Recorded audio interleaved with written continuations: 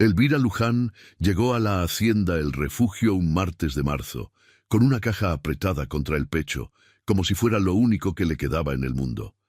Nadie la estaba esperando. Y en una hacienda como esa, eso casi siempre significaba lo mismo, que no había lugar para alguien como ella. No traía familia, no traía nombre importante, no traía nada, salvo unas manos que sabían hacer algo que nadie más en esa casa sabía. Pero hay algo que casi nadie entiende, y es que las personas que llegan sin hacer ruido no siempre vienen a pedir. A veces vienen a devolver lo que otros ya habían perdido. Y eso, no todos están dispuestos a aceptarlo, porque en la hacienda El Refugio había alguien que llevaba años esperando ocupar un lugar y no estaba dispuesta a perderlo, por una bordadora que nadie había querido. Si usted cree que hay personas que aparecen en la vida en el momento exacto, cuando todo parece perdido, suscríbase ahora a Cuentos del Viejo Campo, active la campana, porque esta historia le va a recordar algo que quizás usted también olvidó, porque lo que pasó con Elvira Luján no empezó cuando ella tocó ese portón, empezó mucho antes, el día en que alguien decidió que una mujer como ella no merecía quedarse en ningún lugar, y fue así que Elvira Luján llegó a la hacienda El Refugio un martes de marzo. Le asignaron el cuarto del fondo del ala de servicio, el que daba al huerto de naranjos. Era un cuarto pequeño con una ventana alta, una cama de madera con colchón de ixtle, una mesa, una silla, un gancho en la pared. No tenía adornos. Olía a encierro y a cal vieja. Elvira puso el morral en el suelo, colocó la caja de madera con cuidado sobre la mesa y abrió la ventana. Entró el olor de los naranjos y el sonido de los zanates en las ramas. Se quedó un momento mirando el huerto. Las manos quietas sobre el alféizar, la espalda recta. Luego abrió la caja. Adentro, envuelto en un pedazo de manta azul desteñida, había un rosario de madera oscura con la cruz rota en la mitad, sostenida por un hilo de cobre que alguien había enroscado con paciencia alrededor de la fractura. No era un rosario bonito, nunca lo había sido, pero era el único objeto que Elvira Luján había conservado de los 29 años anteriores de su vida, y por eso valía más que cualquier cosa bonita. Lo puso sobre la mesa, junto a la caja, y lo dejó ahí, como se deja algo que no se necesita cargar todo el tiempo, pero que tampoco se puede perder de vista. Debajo del rosario estaban los hilos, decenas de madejas ordenadas por color, los rojos y carmines juntos, los azules del índigo al cielo de invierno, los verdes desde el nopal hasta el aguacate maduro, los amarillos y ocres y dorados, los negros y los blancos y los grises que no son grises sino platas cuando la luz los toca bien, y debajo de los hilos, los bastidores, y debajo de los bastidores, las agujas envueltas en un trozo de piel fina, atadas con un cordón de cuero. Elvira sacó la pieza en que estaba trabajando, un trozo de lino blanco con la mitad de una flor de cempasúchil bordada en punto de cruz, los pétalos del naranja más exacto que existe en hilo, el centro todavía sin terminar. Lo extendió sobre la mesa, lo miró un momento, volvió a doblarlo con cuidado y lo guardó. Ese trabajo era para ella, lo otro podía esperar hasta mañana. Se acostó vestida, con los brazos cruzados sobre el pecho, y durmió. La hacienda se despertaba antes del amanecer. Elvira ya estaba despierta cuando los primeros mozos cruzaban el patio con los cubos de agua. Se lavó la cara en la palangana, se peinó con cuidado, se ató el rebozo y fue a encontrar a doña Martina en la cocina. «¿Qué necesita primero?», dijo. Doña Martina estaba moliendo chile en el metate. La miró de reojo. El comedor, los manteles, los que están en el cajón grande del aparador. Están viejos, pero el tejido aguanta. Lo que no aguanta es el bordado, que está deshilachado en las esquinas y descolorido en el centro. A ver qué puede hacer. Elvira asintió. Tomó su caja y fue al comedor. El comedor de la hacienda El Refugio era una sala larga, con vigas de madera oscura en el techo, una mesa de 12 lugares y un aparador de cedro contra la pared norte. Las ventanas daban al jardín interior, donde había una fuente de cantera que ya no corría. En las paredes colgaban 2 cuadros al óleo, uno de un hombre a caballo que Elvira supuso que era el padre o el abuelo del patrón, y otro de un paisaje de sierra con un río. Entre los 2 cuadros, un crucifijo de latón. El sol de la mañana entraba oblicuo por la ventana del oriente y hacía que el polvo en el aire se viera como si estuviera suspendido a propósito. Elvira abrió el cajón del aparador, sacó los manteles uno por uno, los extendió sobre la mesa, los examinó. Eran de lino antiguo, tejido apretado, con el orillo intacto. El bordado original había sido un trabajo de ramas y hojas estilizadas en hilo verde y dorado, con pequeñas flores en las esquinas. Efectivamente estaba deshilachado, pero no era un desastre. Era un trabajo que alguien había hecho con cuidado hace muchos años y que el tiempo había tratado sin piedad, como el tiempo trata todo. Se sentó, abrió su caja, sacó la aguja y empezó. Trabajó toda la mañana sin parar. No cantaba, no murmuraba. El único sonido que hacía era el hilo pasando por el tejido, un sonido que no se oye desde lejos, pero que cuando estás cerca de quien borda se siente como algo regular y tranquilo, como la respiración de alguien que duerme bien. A las 11, cuando doña Martina entró a revisar si necesitaba algo, encontró el primer mantel terminado, recogido, extendido, con el bordado de las 2 esquinas de la cabecera completamente restaurado y, en la esquina del pie izquierdo, donde el original estaba tan deshilachado que no había nada que rescatar, un motivo nuevo, una rama de huizache con flores menudas en hilo amarillo sobre el fondo blanco del lino, tan exacto al estilo del bordado original que si no sabías que no había estado ahí antes, no lo notabas. Doña Martina se detuvo, lo miró. Pasó el dedo por el bordado. No dijo nada, pero antes de salir del comedor, dejó sobre la mesa, sin comentario, un plato con frijoles, 2 tortillas y un vaso de agua de Jamaica. Elvira comió sin dejar de trabajar. Asunción. Aranda tenía 38 años. El cabello castaño oscuro siempre bien peinado, una cintura que cuidaba con la disciplina de quien sabe que la cintura es un argumento, y una manera de entrar a los cuartos como si los cuartos le pertenecieran, aunque todavía no fuera así. Era prima segunda de Celestino, hija de un hermano menor de su padre que había muerto dejando pocas tierras y muchas deudas. Había llegado a la hacienda 8 meses después de que muriera la señora Aranda, con la excusa del luto, con la intención de quedarse, con el plan de convertirse en señora de la casa por el único camino que le parecía disponible, el matrimonio. No era mala mujer, era una mujer que había aprendido que las mujeres en su posición tenían que conseguir lo que necesitaban con los instrumentos que tenían disponibles, y que esos instrumentos eran la presencia constante, la utilidad demostrada, la conversación sostenida y el recuerdo frecuente de que ella estaba ahí, que llevaba tiempo ahí, que conocía la casa y al primo y las costumbres de la hacienda mejor que ninguna otra. Era una estrategia. No era amor, pero Asunción no había tenido tiempo de hacer la diferencia entre las 2 cosas. La mañana en que Elvira llegó, Asunción estaba en la sala cosiendo un pañuelo para ella misma y escuchó los pasos en el corredor y salió a ver. Vio a doña Martina llevando a una muchacha joven hacia el comedor. Una muchacha con las manos manchadas de color y una caja de madera, y esa espalda derecha que a Asunción le cayó mal desde el primer momento, sin que pudiera explicar por qué exactamente. ¿Quién es?, le preguntó a doña Martina en voz baja cuando la muchacha ya estaba adentro. Bordadora. El patrón la contrató de prueba. ¿El patrón la contrató? Asunción bajó la voz otro poco. ¿Y no había nadie de por aquí que pudiera hacer ese trabajo? Si lo había, no se presentó. Doña Martina continuó su camino. Asunción se quedó en el corredor un momento, mirando la puerta del comedor. Luego volvió a la sala y siguió cosiendo su pañuelo.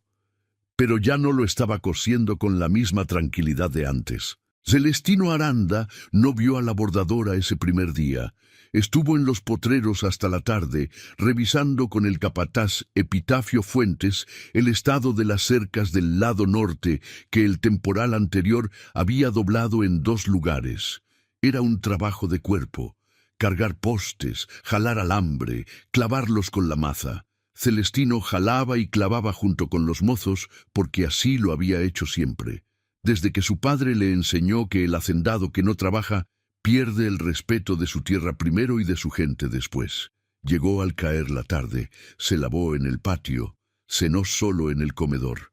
Fue entonces cuando lo vio: el mantel, las esquinas restauradas, la rama de huizache nueva en el ángulo del pie izquierdo. Se detuvo. Extendió los dedos sobre el bordado sin tocarlo del todo, como si quisiera sentir el relieve del hilo sin alterar nada. Se quedó así un momento. Luego se sentó y comió su caldo y sus frijoles sin decir nada a nadie. Pero antes de levantarse, pasó los dedos una vez más por la rama de huizache. La semana de prueba pasó. Luego pasó otra. Nadie habló explícitamente de que Elvira Luján se quedaba. Simplemente se quedó, de la misma manera callada y eficiente con que hacía todo lo demás, sin anunciarlo, sin pedirlo, demostrándolo. Terminó los manteles del comedor. Empezó con los del altar de la capilla. Una pieza más delicada, lino más fino, bordado litúrgico que requería punto de realce y matices de hilo dorado que se deshacían si los jalonabas mal. Lo hizo bien. Luego la colcha del cuarto principal, que doña Martina le llevó doblada con cuidado, y una expresión que Elvira interpretó correctamente como: esto era de la señora, y hay que tratarlo como si lo fuera todavía. Lo trató como si lo fuera todavía. La colcha era azul, de un azul índigo profundo, con un bordado de flores de bugambilia en rosa y blanco que recorría el borde completo. En 3 lugares el hilo se había soltado, y en uno el tejido mismo estaba desgastado. Elvira trabajó esa pieza con más cuidado que ninguna otra. Cuando la devolvió, el azul era el mismo, las flores eran las mismas, y el lugar del desgaste había sido cubierto con un bordado tan exacto al original que solo alguien que hubiera vivido con esa colcha durante años podría saber que no siempre había estado ahí. Doña Martina recibió la colcha, la revisó, se quedó callada un momento. Su mamá la bordó, dijo finalmente, y no quedó claro si hablaba de la señora Aranda o de la madre de alguien más, o de ambas a la vez. Elvira no preguntó. Dobló las manos sobre el regazo y esperó. «Buen trabajo», dijo doña Martina, y se fue. Fue una noche de la 3ª semana cuando Celestino la vio bordar. Había salido tarde del despacho, pasada la hora de cenar, con el cansancio de los números en la cabeza y ese peso en el pecho que llevaba 3 años sin nombre. Caminaba por el corredor principal hacia su cuarto cuando vio la luz. No la luz eléctrica, que en esa ala de la casa era un foco pelón que colgaba del techo, sino la luz de una vela. Una vela en el comedor, que a esa hora debía estar vacío y oscuro. Se detuvo. A través de la puerta entreabierta vio a Elvira Luján, sentada a la mesa, inclinada sobre su trabajo, con la vela en un candelero de barro a su derecha y la luz cayendo sobre sus manos y sobre el tejido que tenía en el bastidor. Bordaba despacio, con una concentración que era física además de mental, el cuerpo ligeramente inclinado hacia adelante, la mano derecha pasando la aguja con un gesto preciso y repetido, la mano izquierda sosteniendo el bastidor con los dedos separados como abanico, y esa espalda que nunca se curvaba, nunca, aunque llevara horas en la misma postura. Celestino no entró. No era una decisión consciente. Era que algo en la escena lo detuvo antes de que pudiera decidir si entrar o no. Algo en la manera en que ella estaba ahí, completamente sola y completamente suficiente, sin necesitar nada del mundo que estaba fuera de esa mesa y esa vela y ese hilo. Algo en eso le resultó a Celestino inexplicablemente doloroso, y no supo por qué, y eso también lo detuvo. La observó. Ella no sabía que él estaba ahí. Las manos de Elvira Luján en la luz de la vela, la derecha pasando y recogiendo la aguja con una regularidad que era casi musical, la izquierda sosteniendo el bastidor con firmeza pero sin tensión, las yemas de los dedos con esas marcas de color que no se iban del todo aunque se lavara. No eran manos de señorita. Eran manos que habían trabajado desde antes de tener tamaño para trabajar bien.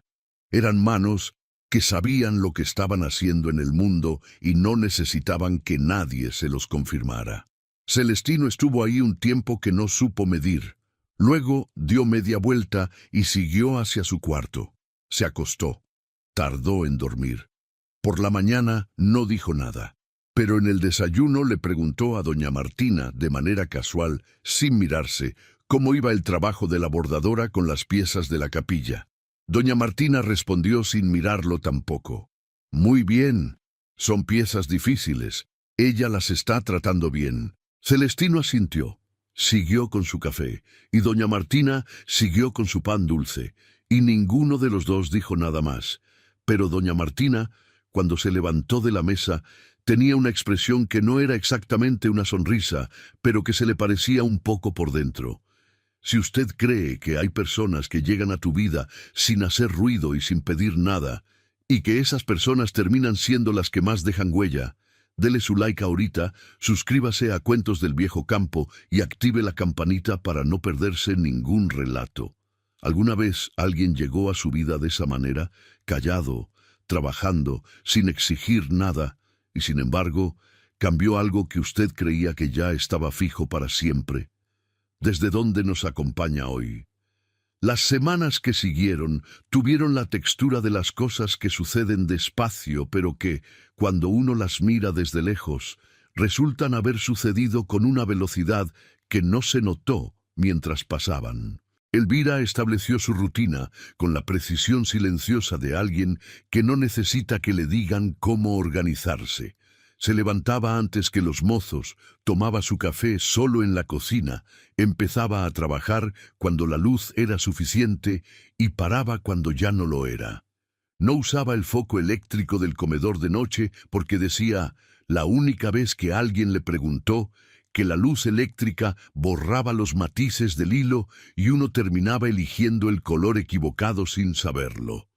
Usaba la vela. Siempre la misma vela, repuesta cada vez que llegaba al cabo. Doña Martina le fue trayendo trabajo. Las servilletas del aparador, las fundas de las almohadas del cuarto de visitas, las mantelerías de la sala, un vestido de bautizo de batista antigua que alguien había guardado en una caja de cartón y que tenía el encaje del cuello desgarrado en una esquina. Elvira preguntó de quién había sido el vestido. Doña Martina dijo que había sido el de bautizo del propio patrón. Elvira lo miró un momento con las manos quietas. Luego lo tomó y lo trabajó con el mismo cuidado que la colcha azul. Con cada pieza terminada, algo en la casa cambiaba.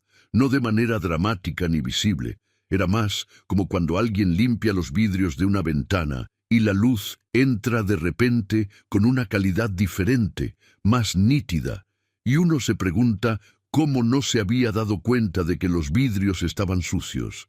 Las cosas que Elvira devolvía restauradas no eran las mismas cosas que se las habían dado.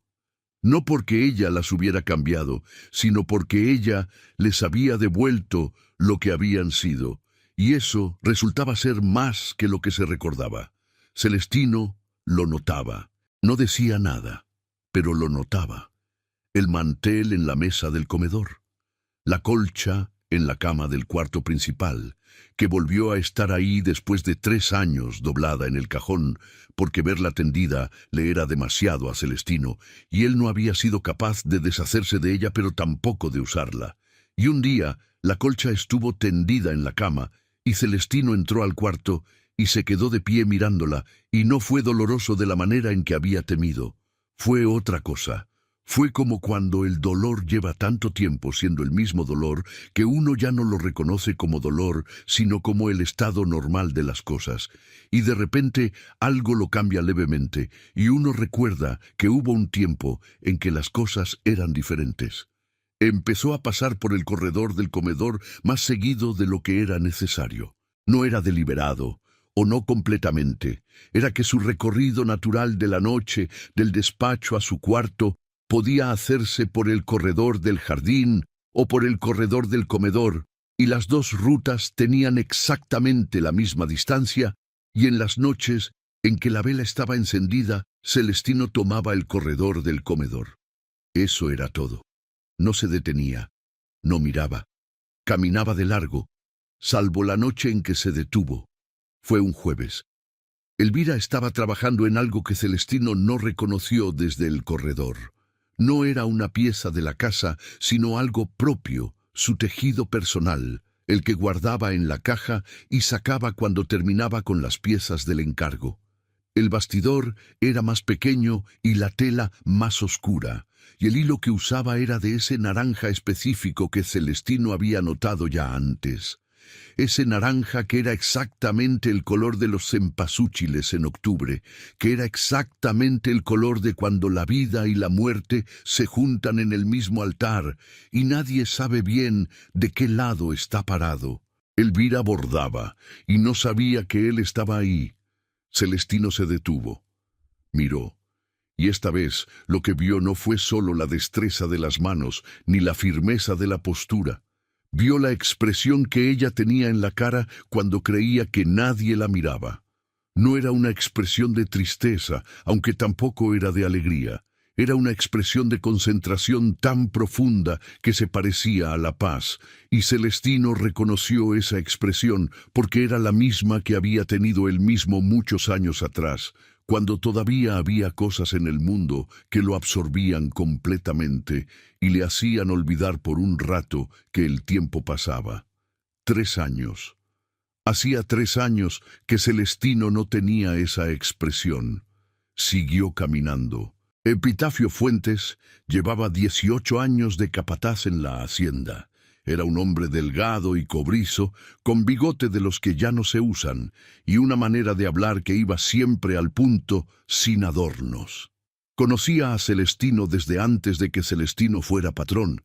Lo conocía en el trabajo y en el descanso, y sabía leer sus silencios con la misma precisión con que leía el cielo, para saber si iba a llover. Una tarde, mientras revisaban los libros de cuentas del mes, Epitafio dijo sin preámbulo: «Va a quedarse la bordadora, patrón». Celestino no levantó la vista de los números. ¿Por qué lo pregunta?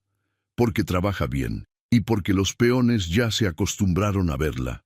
Cuando alguien se acostumbra a ver a alguien, ya es parte de la rutina, y cuando la rutina cambia, truena. No va a cambiar nada. No dije que fuera a cambiar. Dije que si cambiara, trona. Celestino levantó la vista. Miró a Epitafio. Epitafio sostuvo la mirada sin parpadear, que era lo que hacía siempre. «Está haciendo buen trabajo», dijo finalmente Celestino. «No hay razón para que se vaya». No dije que hubiera razón para que se fuera. Hubo un silencio. «¿Hay algo que quiera decirme, Epitafio?» «No, patrón». Epitafio volvió a sus números. «Solo que las cercas del norte ya están listas, y el lunes podemos empezar con el drenaje del potrero chico». Celestino volvió a sus números también, pero esa noche, en el corredor, cuando pasó frente al comedor y vio la vela encendida, se detuvo un momento más de lo habitual antes de seguir caminando. Asunción, Aranda notó las cosas antes que nadie se las dijera, que era su habilidad principal, y el resultado de años de observar con cuidado todo lo que pasaba a su alrededor en una casa que todavía no era suya, pero que esperaba que lo fuera. Lo que notó primero fue el corredor. Celestino pasaba por el corredor del comedor de noche.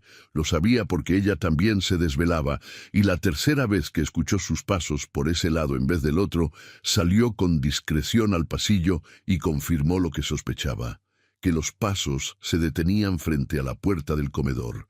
Duraban ahí un momento que no era el de alguien que simplemente pasa, y luego continuaban. Lo que notó después fue el mantel, y la colcha, y la manera en que Celestino, que llevaba 3 años cenando sin mirar nada, ahora a veces pasaba la mano por el tejido de la mesa antes de sentarse.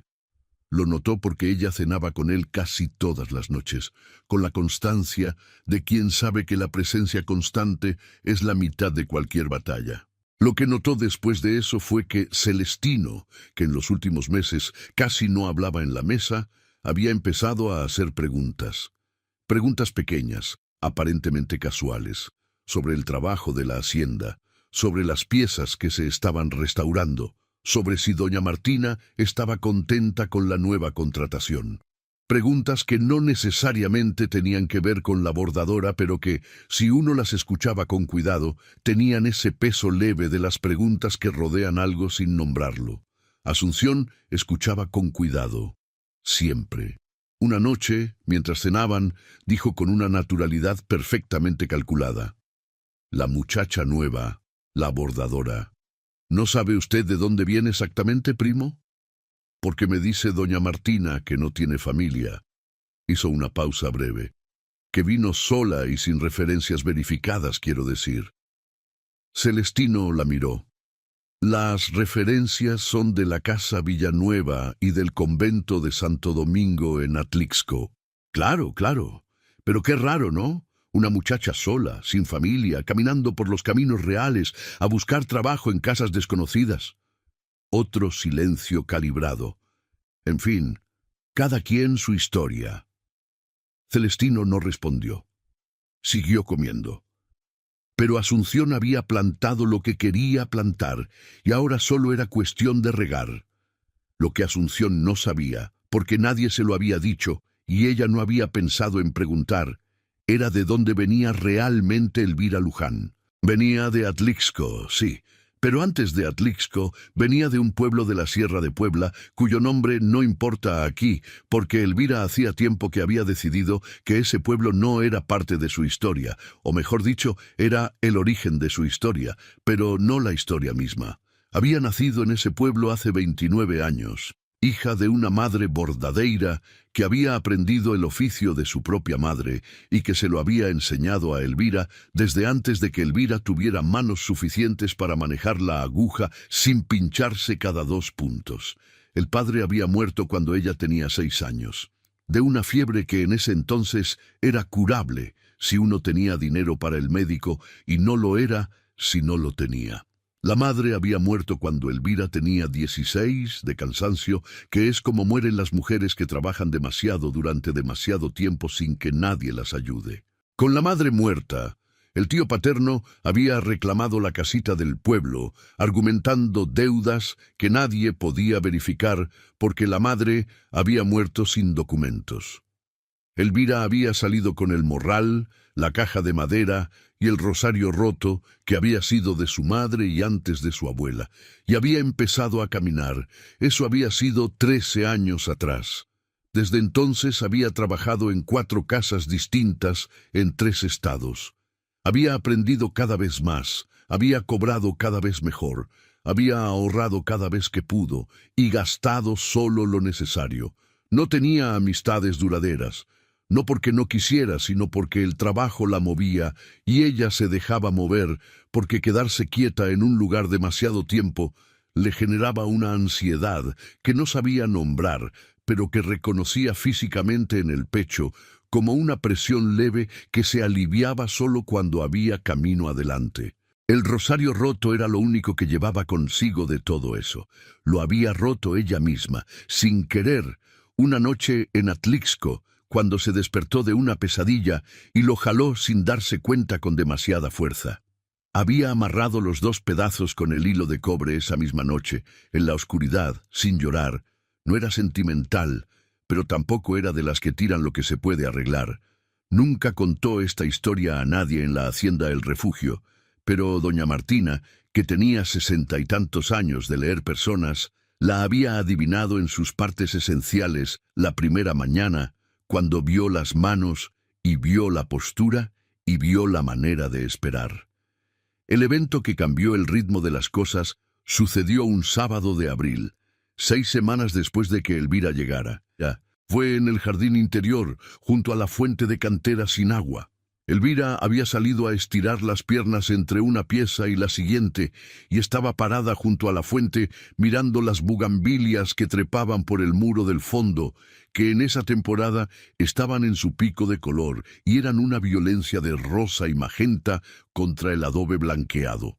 Tenía las manos cruzadas detrás de la espalda, la postura recta.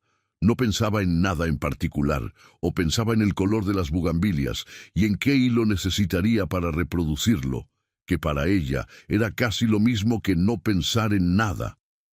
Celestino salió al jardín por el corredor lateral. Venía del despacho con un papel en la mano y la cabeza en otro lado, y cuando levantó la vista la vio ahí junto a la fuente y se detuvo. Ella también lo vio, y se quedó donde estaba, sin moverse, sin retroceder, con esa manera suya de ocupar el espacio sin excusarse por estar en él. Celestino dobló el papel, lo guardó en el bolsillo de la camisa. Hubo un silencio que no era incómodo exactamente, pero tampoco era cómodo. Era el silencio de dos personas que no se han hablado directamente todavía y que en ese momento se dan cuenta de eso. Celestino caminó hacia la fuente. Se paró a 1 metro de ella, mirando las bugambilias también. «Las mandé plantar mi esposa», dijo. No era una explicación, era simplemente lo que salió. Elvira miró las bugambilias un momento más. «Son hermosas», dijo, y eso era todo lo que había que decir sobre eso. Otro silencio. Celestino miró las manos de ella, cruzadas detrás de la espalda. Luego miró las bugambilias. «¿Cómo va el trabajo de la capilla?» «La pieza mayor ya está. Falta el corporale y los purificadores. 2 días más, si no se me complica el hilo dorado». «¿Se complica?» «A veces. El dorado tiene menos torsión que el resto, y se deshace si uno no lo maneja bien. Pero tengo buen hilo. No debería complicarse». Celestino asintió. «Si necesita algo, dígaselo a doña Martina». «Gracias». Una pausa. «El trabajo va bien, patrón». «Lo sé». Una pausa de él. «Se nota». Y eso fue todo. Celestino dio media vuelta y volvió al despacho. Elvira se quedó un momento más junto a la fuente. Luego volvió al comedor y al bastidor. Pero algo había cambiado, no en lo que habían dicho, porque lo que habían dicho no era nada, sino en el espacio entre las palabras, que es donde siempre viven las cosas que importan. Doña Martina lo notó esa tarde, cuando fue al comedor con la merienda y encontró a Elvira trabajando con una concentración diferente, más tensa, como si los dedos supieran algo que la cabeza todavía no había terminado de procesar. No dijo nada, dejó el plato y el vaso y se fue. Pero esa noche, en su cuarto, doña Martina pensó en la señora Aranda, que había sido una buena mujer y cuya ausencia era una presencia constante en esa casa, y pensó en Celestino, que llevaba 3 años siendo la mitad de lo que había sido, y pensó en la muchacha con las manos manchadas de color que había llegado sin nombre propio en la hacienda y que sin hacer nada en particular estaba devolviendo algo a ese lugar que doña Martina no sabía que se podía devolver. No era sentimental, doña Martina, pero sí era observadora, y lo que observaba en estos días la hacía sentir algo que no sentía desde hacía tiempo, que las cosas tal vez podían mejorar, no de golpe, no de manera dramática, sino despacio, como todo lo que dura. Mayo llegó con más calor y con los campos del maíz ya en verde parejo y con Asunción Aranda intensificando sus operaciones con la discreción entrenada de quien sabe que la sutileza es su única ventaja real. Organizó una cena de familia, dijo, aunque la familia en cuestión era solo ella y Celestino y una tía de Puebla que vino 2 días y se fue sin entender bien qué estaba haciendo ahí. Pero la cena sirvió de pretexto para que Asunción ocupara la cabecera de la mesa del comedor en el rol de anfitriona, con los manteles recién lavados que Elvira había restaurado y las velas encendidas y todo el aparato de una casa bien llevada. Sirvió también para que Asunción le dijera a la tía, en voz suficientemente alta para que Celestino pudiera escuchar desde donde estaba, que la hacienda necesitaba una señora de la casa y que ya era tiempo de que Celestino pensara en rehacer su vida, que la vida no espera a nadie, que los hombres solos en las haciendas grandes terminan volviéndose raros, que ella misma con mucho gusto. Celestino no respondió. Comió su caldo. Miró el mantel. Pasó el dedo por la rama de huizache de la esquina del pie izquierdo. Y no dijo nada. Asunción interpretó el silencio como falta de negativa, que es un error que cometen las personas que escuchan solo lo que quieren escuchar. Fue 2 semanas después, en un mediodía de mayo, cuando el sol pegaba vertical y los ahuehuetes del camino real no daban sombra suficiente, cuando Asunción Aranda encontró a Elvira Luján sola en el cuarto de costura. El cuarto de costura estaba en el ala oriente de la casa, un cuarto pequeño con buena luz y una ventana que daba al huerto. Elvira usaba ese cuarto cuando necesitaba extender piezas grandes y el comedor no alcanzaba. Ese día estaba trabajando en las cortinas del salón, telas largas de manta gruesa que necesitaban un repaso de ribete en el borde inferior. Trabajo sencillo pero largo. Asunción entró sin tocar, cerró la puerta detrás de ella.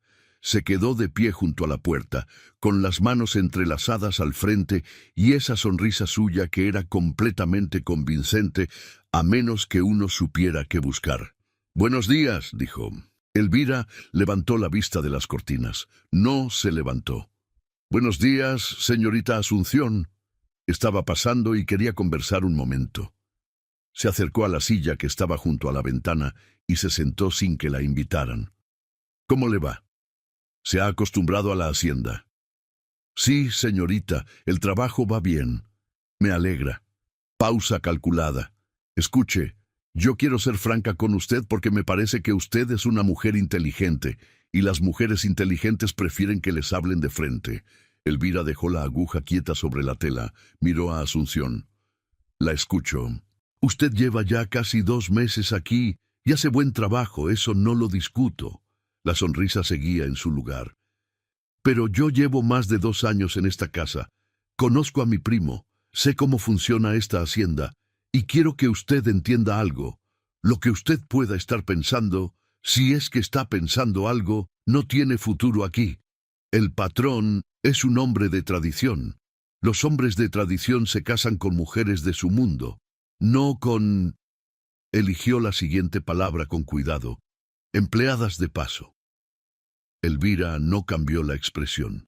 «Yo no estoy pensando nada, señorita». «Claro que no», la sonrisa.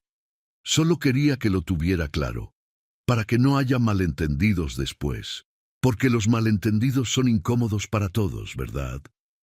Hubo un silencio. «¿Hay algo más?», dijo Elvira. Asunción la miró un momento. La sonrisa se mantuvo, pero algo debajo de ella endureció. «No, eso era todo». Se levantó. «Buen trabajo con las cortinas». Y salió. Elvira se quedó mirando la puerta cerrada durante exactamente el tiempo que tardó en tomar una decisión. Luego levantó la aguja y siguió cosiendo. Esa noche en su cuarto sacó el rosario de la mesa. Lo sostuvo en las manos. Pasó el pulgar por la cruz rota, por el hilo de cobre que la sostenía. No rezó, simplemente lo sostuvo, como se sostiene algo que uno necesita sentir para recordar que está ahí. Lo volvió a poner sobre la mesa. Se acostó. No durmió bien. Lo que Asunción no había calculado era a doña Martina. Doña Martina no había escuchado la conversación en el cuarto de costura, pero había visto a Asunción entrar. Y había visto a Elvira esa tarde, la postura igual de recta, las manos igual de competentes, pero algo en los ojos diferente, más adentro, como cuando alguien recibe un golpe que no duele todavía pero que va a doler. Esa noche doña Martina fue al cuarto de Elvira. Tocó. Entró cuando Elvira dijo que sí. Puso sobre la mesa un vaso de champurrado caliente, sin decir nada, y se sentó en la silla. «¿Qué le dijo?», dijo. Elvira la miró. «Que los hombres de tradición no se casan con empleadas de paso». Doña Martina tomó un sorbo de su propio champurrado que se había traído también. «¿Y qué va a hacer usted?». «Mi trabajo», dijo Elvira. Lo mismo que he estado haciendo. Doña Martina asintió despacio. Miró el rosario sobre la mesa. Miró las manos de Elvira, que descansaban sobre el regazo con una quietud que era esforzada, aunque no lo pareciera. Bien, dijo finalmente. Y eso fue todo. Se quedaron las dos en silencio unos minutos más, tomando el champurrado. Y doña Martina no dijo nada de consuelo, porque no era mujer de consuelos vacíos. Y Elvira no pidió ninguno, porque no era mujer que los pidiera. Y eso era exactamente lo que las dos necesitaban en ese momento. Cuando doña Martina se fue, Elvira se quedó mirando el rosario un momento más. Luego abrió la caja y sacó el bordado de la flor de cempasúchil. Lo sostuvo en el bastidor bajo la vela. Miró el centro sin terminar. Empezó a bordar. Junio trajo las primeras lluvias, y con ellas el olor de tierra mojada que cambia toda la sierra y hace que el aire sepa diferente. Los campos empezaban a crecer en serio, y Celestino pasaba más tiempo en los potreros y los sembradíos.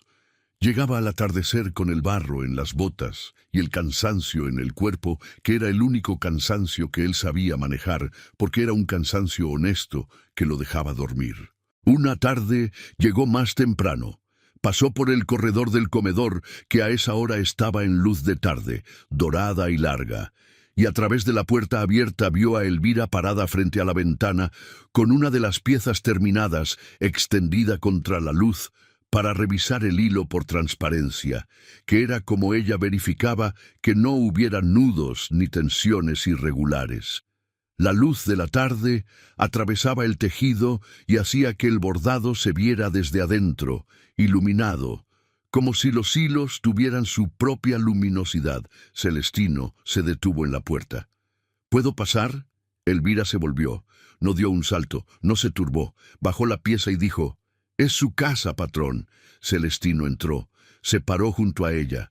Miró la pieza, que era el mantel del altar de la capilla, la pieza mayor, con el bordado litúrgico en hilo dorado y blanco que Elvira había reconstruido completamente. «¿Puedo?», dijo, indicando el mantel con la mano. Sí, Celestino lo tomó. Lo sostuvo en la luz como había visto que ella hacía. El bordado se iluminó desde adentro, cruces y lirios y letras estilizadas en un trabajo de hilo tan apretado y regular que parecía tejido y no bordado. ¿Cuánto tiempo le llevó esta pieza? 12 días. El hilo dorado es difícil, y el punto de realce en los bordes requiere ir y volver varias veces para que quede con el grosor correcto. ¿Lo aprendió sola? Lo aprendí de mi madre. Ella lo aprendió de la suya. Celestino siguió mirando el mantel. ¿Su madre vive? No, patrón. Murió hace muchos años. Un silencio. Lo siento. Gracias. Otro silencio. Celestino devolvió el mantel con cuidado. Sus manos rozaron las de ella en el momento del pase, las de él grandes y ásperas, las de ella más pequeñas con las marcas de color en las yemas. El contacto duró menos de un segundo. Ninguno de los dos lo nombró, pero Celestino soltó el mantel y se quedó con la mano quieta un instante, como si el cuerpo tardara un momento en entender que ya no había nada que sostener. «Está muy bien», dijo. Hablaba del mantel. «Gracias», dijo Elvira. Hablaba del mantel también. Celestino salió del comedor. Fue a su cuarto. Se sentó en el borde de la cama con las manos sobre las rodillas y se quedó ahí un rato, mirando el suelo, sintiendo en la palma derecha algo que no era exactamente el recuerdo de un tacto, pero que tampoco era otra cosa. La colcha azul estaba tendida en la cama. La miró. No sintió lo mismo que había sentido siempre. Ese peso familiar que combinaba el amor y la culpa y el tiempo de una manera que no se podía separar. Sintió algo diferente. Sintió que era posible que el mundo fuera más grande de lo que él había estado creyendo en los últimos 3 años. No supo qué hacer con eso, así que no hizo nada. Se quitó las botas, se tendió en la cama, cerró los ojos. Por primera vez en mucho tiempo, no tardó en dormirse. Asunción entró en su segunda fase a finales de junio. No fue una decisión explícita. Fue la acumulación de pequeñas evidencias que iba sumando. La manera en que Celestino respondía cuando Elvira se mencionaba casualmente en la conversación, la frecuencia con que el patrón pasaba por el ala del comedor, la forma en que doña Martina esquivaba sus preguntas sobre la bordadora con una neutralidad demasiado cuidadosa para ser genuina. Asunción era una mujer que había aprendido a leer los signos, y los signos le decían que la sutileza ya no era suficiente. Fue a ver a don Próculo Segura, que era el notario del pueblo y hombre de negocios y persona de peso en la región, con quien la familia Aranda tenía relación de larga data.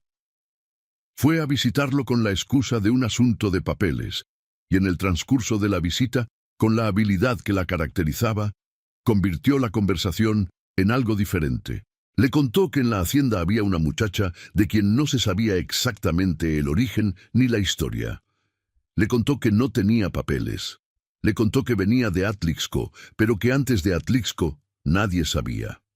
Le sugirió, con la vaguedad calculada de siempre, que alguien debería verificar sus referencias, que en tiempos como estos uno no puede tener empleados sin documentos en una propiedad de la importancia del refugio, que la responsabilidad del hacendado era grande y que los problemas que podían venir de tener empleados irregulares podían ser serios. ¿No creía el licenciado? Don Próculo Segura escuchó, asintió, tomó su café y 2 días después envió un mensaje a la hacienda dirigido al patrón, informando de manera amigable y con toda la preocupación del mundo que había algunas preguntas que quizás debía hacerse sobre el personal reciente, dado que había escuchado, de fuentes que no podía revelar, ciertas dudas sobre la documentación de por lo menos una persona. El mensaje llegó un lunes. El martes por la mañana Celestino llamó a doña Martina. El mensaje de Segura, dijo. ¿Sabe usted de qué está hablando? Doña Martina leyó el mensaje, lo dejó sobre el escritorio, miró al patrón con esa expresión suya de quien sabe exactamente de qué está hablando, pero está eligiendo cómo decirlo. Sé de qué está hablando. ¿Y? ¿Y la muchacha tiene papeles? Los traje yo misma la primera semana. Son legítimos. Las referencias son verificables. Pausa. Y sé quién fue a hablar con Segura. Celestino la miró. ¿Asunción? Doña Martina no respondió. No era necesario. Celestino se recostó en el respaldo de la silla. Miró el techo un momento. Luego miró a doña Martina. ¿Por qué? Porque tiene miedo de perder lo que cree que le pertenece, dijo doña Martina. Y cuando la gente tiene miedo, hace cosas que no haría si no tuviera miedo. Nadie le ha prometido nada, lo sé, pero ella ha prometido, para sí misma, y eso es más difícil de deshacer que una promesa hecha a otro. Celestino miró el mensaje de Segura, luego lo dobló, lo guardó en el cajón. Gracias, Martina. Doña Martina asintió y salió. Lo que Elvira no sabía todavía era que el mensaje había llegado. Lo supo esa tarde, cuando doña Martina fue al cuarto de costura. Cerró la puerta, se sentó en la silla y le contó todo sin adornos. El mensaje de Segura, la fuente probable, los papeles que doña Martina ya tenía en orden desde el principio. Elvira escuchó sin interrumpir. Tenía las manos sobre las rodillas, la espalda recta, la cara quieta. Cuando doña Martina terminó, hubo un silencio. «¿Qué va a hacer el patrón?», dijo Elvira. «No sé». Doña Martina la miró. «¿Y usted qué va a hacer?». Elvira miró la ventana, el huerto de naranjos, luego miró sus manos. «Mi trabajo», dijo, «lo mismo de siempre. Aunque esto se ponga difícil». «Las cosas difíciles ya las conozco, doña Martina. No me dan tanto miedo como antes». Doña Martina la miró un momento más. Luego se levantó. «Bien», dijo, y antes de salir se detuvo en la puerta. «Hay una cosa que le voy a decir, y la digo una sola vez porque no soy mujer de repetirme». Elvira la miró. «El patrón lleva 3 años sin estar en el mundo de verdad, desde que murió la señora, y en estas semanas ha empezado a volver. No sé si lo ha notado usted, pero yo sí lo he notado, y sé de dónde viene. Una pausa. Eso no me lo va a quitar nadie con un papel de notario. Salió. Cerró la puerta. Elvira se quedó sentada un momento sin moverse. Luego abrió la caja, sacó el rosario, lo sostuvo en las manos. El hilo de cobre que sostenía la cruz rota. Lo que se puede arreglar, se arregla. Lo que no, se sostiene. Lo volvió a guardar. Tomó el bastidor. Siguió trabajando. Esa noche, Celestino no fue al despacho. Se quedó en el corredor del jardín, de pie junto a la fuente de cantera sin agua, mirando las bugambilias que en la oscuridad eran sombras de sí mismas. Llevaba rato ahí cuando escuchó los pasos de Epitafio cruzando el patio. El capataz se detuvo al verlo. «Patrón, ¿está bien?» «Epitafio». Celestino no se movió. Si usted tuviera que elegir entre lo cómodo y lo verdadero, ¿qué elegiría? Epitafio se quedó de pie a un lado. No respondió de inmediato, que era su manera cuando la pregunta merecía pensarse. «Depende», dijo finalmente. «¿Cómodo para quién?» Celestino no respondió. Epitafio tampoco. Estuvieron los dos en el jardín un rato, con el sonido de los grillos y el olor de la tierra mojada de la tarde, y luego Epitafio se fue y Celestino se quedó. Lo cómodo era lo que llevaba 3 años siendo. Lo cómodo era la vida mecánica, los libros de cuentas, las cercas, las cosechas, cenar con Asunción, que siempre estaba ahí, y era familiar, aunque nunca fuera otra cosa que familiar. Lo cómodo era no tener que elegir nada porque nada le pedía que eligiera.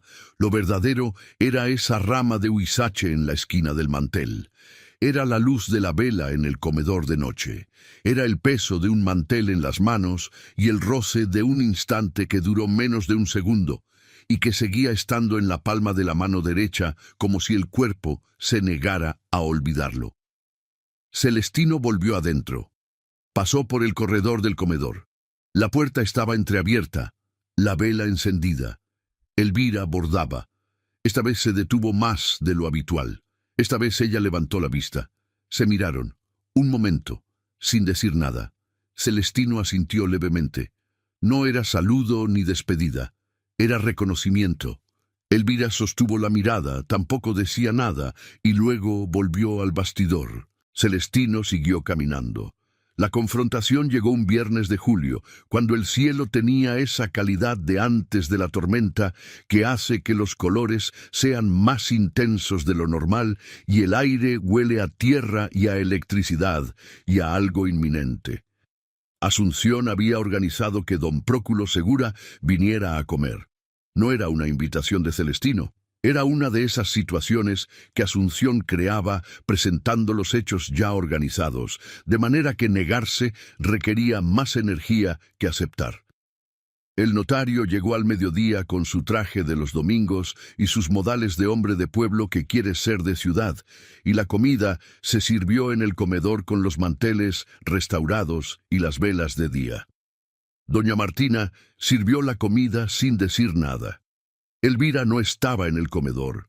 Ese día había ido al cuarto de costura con las cortinas que todavía faltaban, que era el extremo opuesto de la casa. Fue durante el segundo plato cuando don Próculo Segura, con la habilidad de los hombres que hacen favores y esperan que se los reconozcan, sacó el tema. Don Celestino, sobre ese asunto que le mencioné la semana pasada, el de la empleada nueva, ¿pudo usted verificar lo que le decía? Celestino estaba cortando un trozo de carne. No levantó la vista de inmediato. Sí. ¿Y? Una pausa de Segura, calculada como todas las de Asunción. Porque yo entiendo que en estos tiempos uno no puede ser demasiado cuidadoso con el personal de una propiedad como esta. La responsabilidad del hacendado es grande, y cualquier irregularidad puede traer complicaciones que... Los papeles están en orden, dijo Celestino. Silencio. Ah, Segura tomó su copa. Me alegra saberlo. Sus referencias son verificadas, continuó Celestino. Ahora sí levantó la vista. Miró a Segura. Luego miró a Asunción. Las referencias de la casa Villanueva en Atlixco y del convento de Santo Domingo, verificadas personalmente por mí la semana pasada, que era una verdad que no era completamente exacta en los hechos, pero que era completamente exacta en el fondo. Elvira Luján lleva 2 meses en esta hacienda, haciendo un trabajo que no había podido hacer nadie en 3 años. No hay irregularidad ninguna, no hay preocupación ninguna, y no hay nada que discutir. Otra pausa. Asunción tenía las manos sobre la mesa, perfectamente quietas. «Claro», dijo ella con la voz igualmente quieta, «solo era una preocupación de Asunción». La voz de Celestino no era dura, era simplemente final. «Ya». Hubo un silencio que pesaba. Don Próculo Segura tomó su copa, la dejó.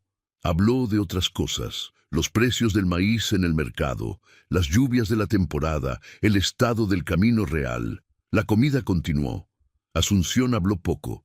Celestino habló lo necesario. Cuando Segura se fue, Asunción subió a su cuarto sin decir nada.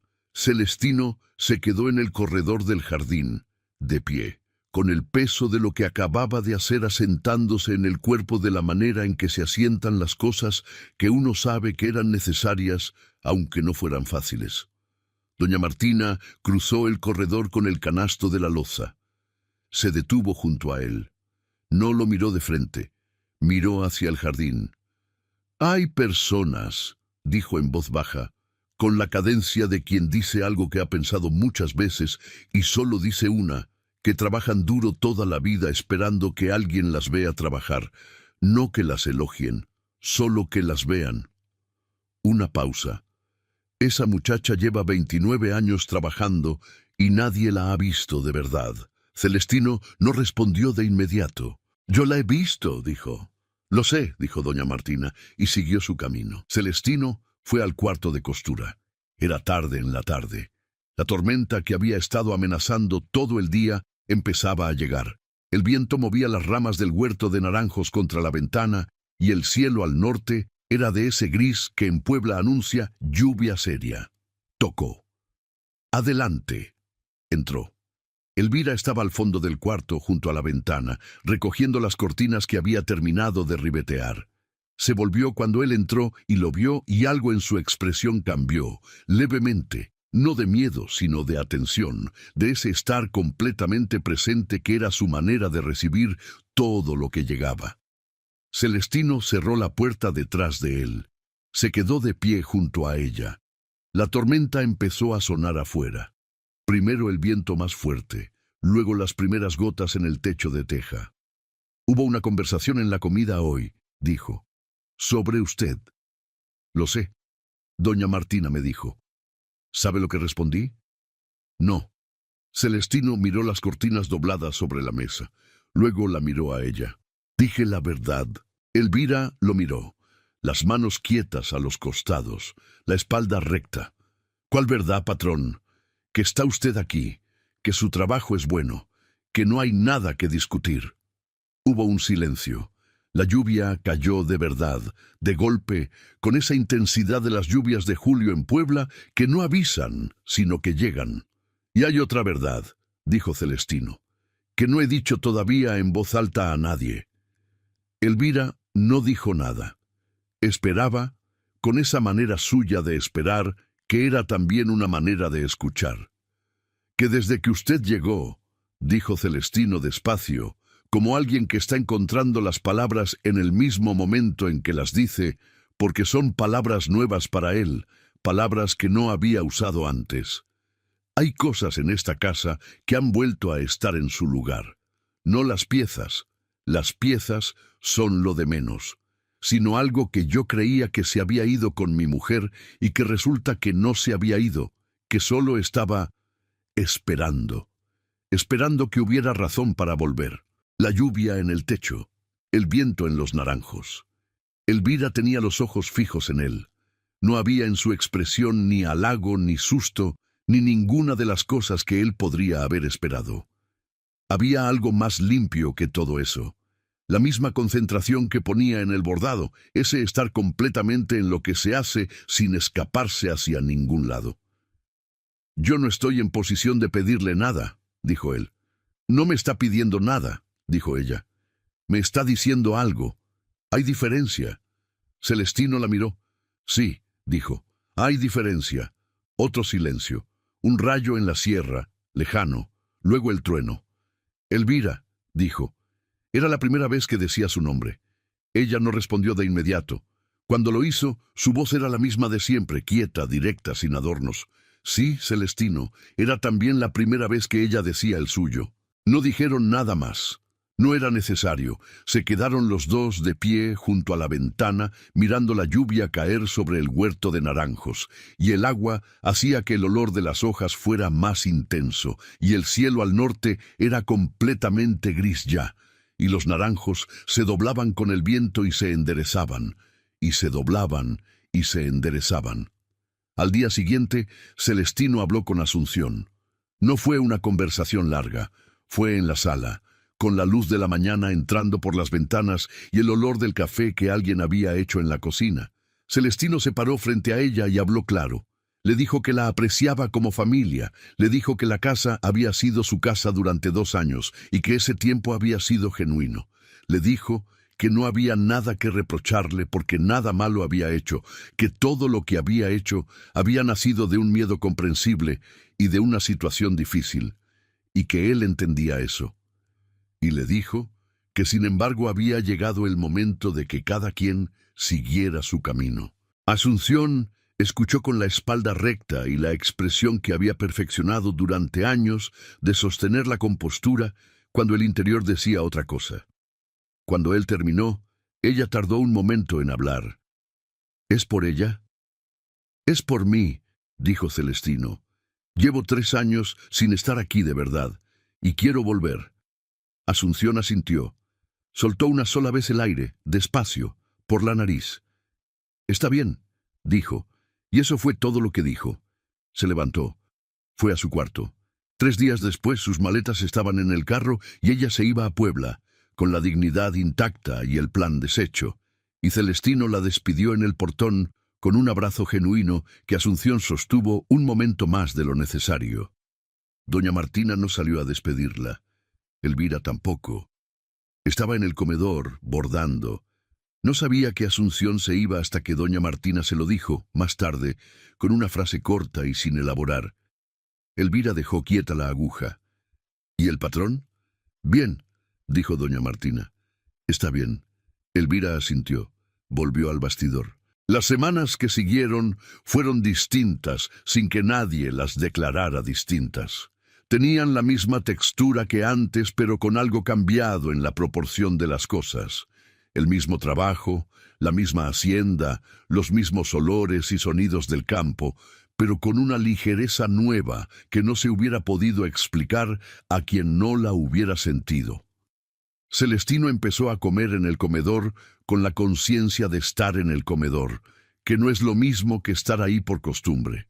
Empezó a notar las piezas que Elvira devolvía restauradas, no solo como trabajo hecho, sino como actos de cuidado en un sentido más amplio.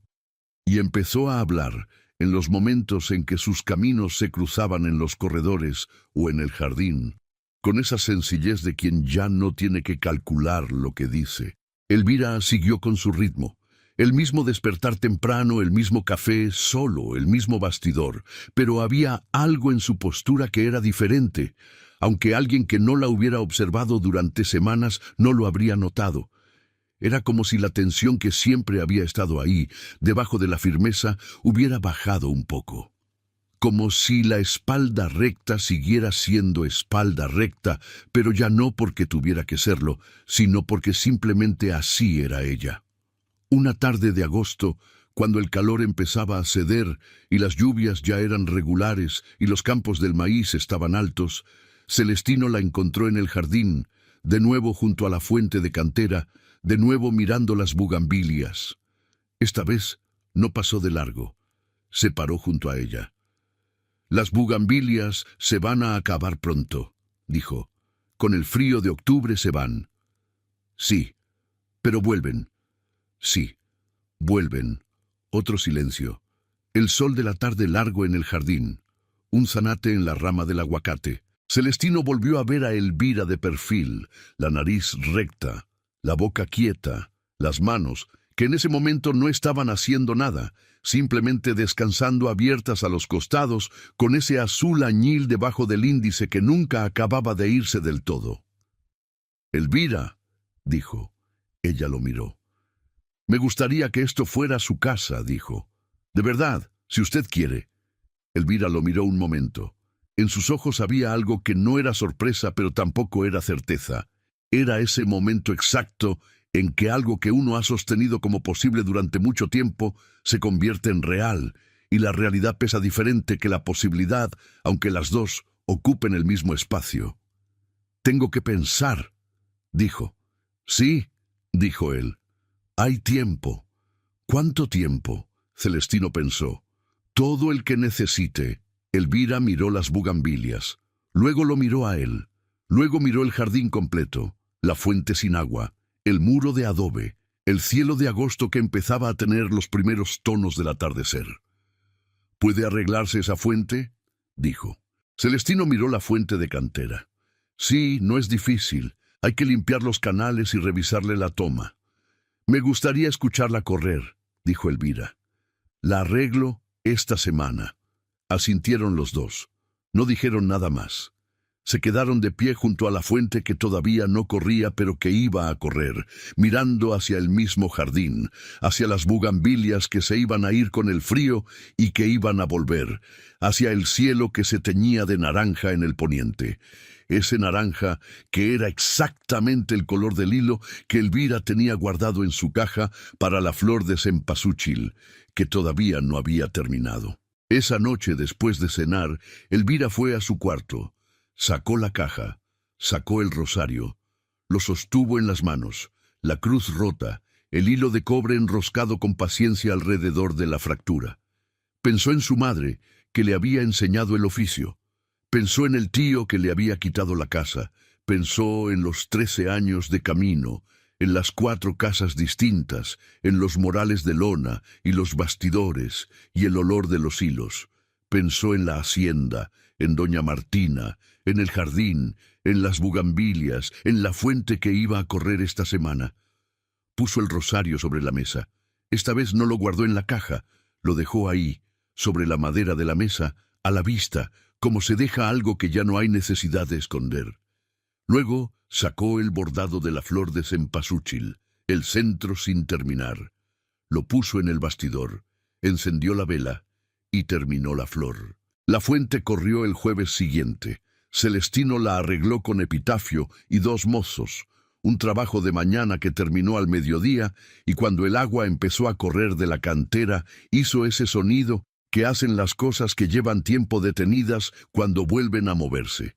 Un poco inseguro al principio, luego parejo, luego con la regularidad de siempre como si nunca hubiera parado. Elvira escuchó el sonido desde el cuarto de costura. Soltó el bastidor. Fue al jardín. La fuente corría. El agua sobre la cantera gris. El sonido limpio en el jardín de la tarde.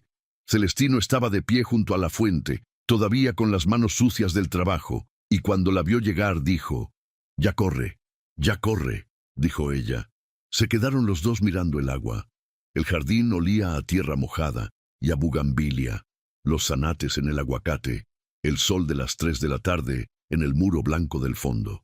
Ninguno de los dos dijo lo que pensaba en ese momento, que era lo mismo que pensaba el otro, que era algo que no necesitaba decirse porque estaba ahí de todas maneras, en el agua que corría, en el jardín que respiraba, en las 2 personas de pie junto a la fuente mirando hacia el mismo horizonte sin decir nada importante, que era exactamente lo que necesitaban decir. Si esta historia llegó a algo adentro de usted, si sintió que hay personas que no llegan a pedir, sino a devolver algo que uno había olvidado que tenía, déjenos su comentario aquí abajo en Cuentos del Viejo Campo. Actívenos la campanita y comparta este relato con quien crea que lo necesita. Usted que nos acompaña desde su rincón del mundo, ¿alguna vez tuvo que trabajar en silencio, sin que nadie lo viera, hasta que alguien por fin miró? ¿Desde qué lugar nos escucha hoy? Hubo en su vida un momento en que decidió quedarse en algún lugar, no porque fuera fácil, sino porque algo ahí le dijo que ya era suficiente caminar